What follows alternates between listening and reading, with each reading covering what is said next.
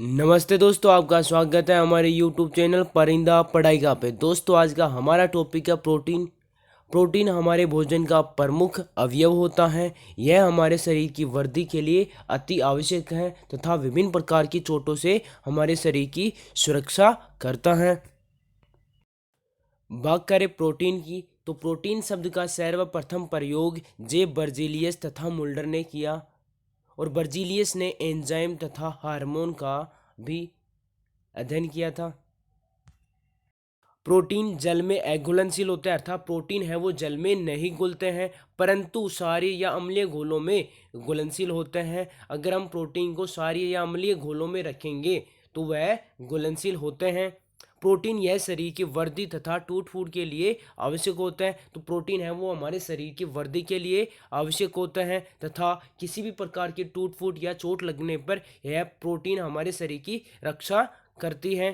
मानव शरीर को 15% ऊर्जा प्रोटीन से मिलती है। तो 15% ऊर्जा है वो हमें प्रोटीन से मिलती है। सर्वाधिक प्रोटीन सोयाबीन में पाई जाती है। यह प्रोटीन का सबसे अच्छा स्रोत है। बात करें प्रोटीन के प्रकार की, तो संगठन के आधार पर प्रोटीन के 3 प्रकार होते हैं: सरल प्रोटीन, जटिल प्रोटीन और व्युत्पन्न प्रोटीन। फर्स्ट अपने पास सरल प्रोटीन, जिनका निर्माण केवल एमिनो अम्ल से होता है, सरल प्रोटीन कहलाती हैं। तो प्रोटीन है वो एमिनो अम्लों से मिलकर बना होता है। तो सरल प्रोटीन है वो केवल एमिनो अम्लों से ही मिलकर बनी होती हैं, जैसे एल्बुमिन्स, ग्लोबिन्स और प्रोटोमिन्स।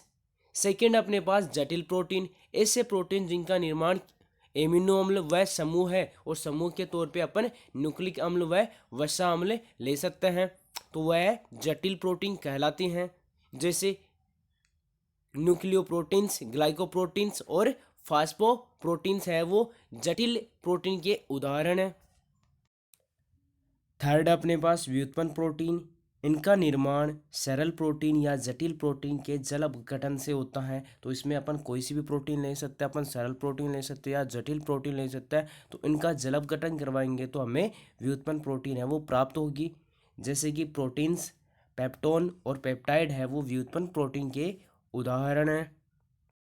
बात करें प्रोटीन के स्रोत की, तो प्रोटीन के स्रोत है दाल, सोयाबीन, बादाम, पनीर, दूध, मछली, मांस, अंडा आदि है, ये प्रोटीन के स्रोत है। इनसे हमें प्रोटीन मिलती हैं।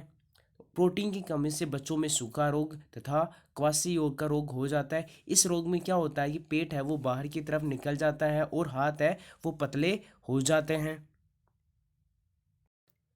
प्रोटीन के कार्य, यह कोशिकाओं, जीवदर्भ एवं ऊतकों के निर्माण में भाग लेते हैं। दोस्तों, अपन ने पढ़ा हुआ है कि हमारा शरीर है वो कोशिकाओं से मिलकर बना होता है। तो यह प्रोटीन है वो कोशिकाओं का निर्माण करती है, अर्थात हमारा शरीर होता है वो प्रोटीन से मिलकर बना होता है। यह शारीरिक वृद्धि के लिए आवश्यक है।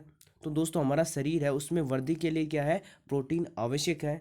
आवश्यकता पड़ने पर यह शरीर को ऊर्जा प्रदान करते हैं और ज़रूरत पड़ने पर क्या है, ये प्रोटीन है ये शरीर को ऊर्जा भी देते हैं। जैसे मान लो विटामिन या कार्बोहाइड्रेट की कमी हो जाती है तो यह प्रोटीन है उसकी पूर्ति करता है। जैव उत्प्रेरक एवं जैविक नियंत्रण के रूप में भी कार्य करता है।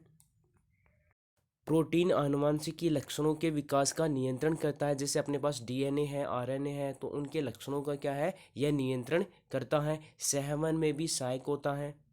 और प्रोटीन है वो हार्मोन संश्लेषण में भाग लेते हैं, अर्थात हार्मोन का निर्माण भी प्रोटीन करती है।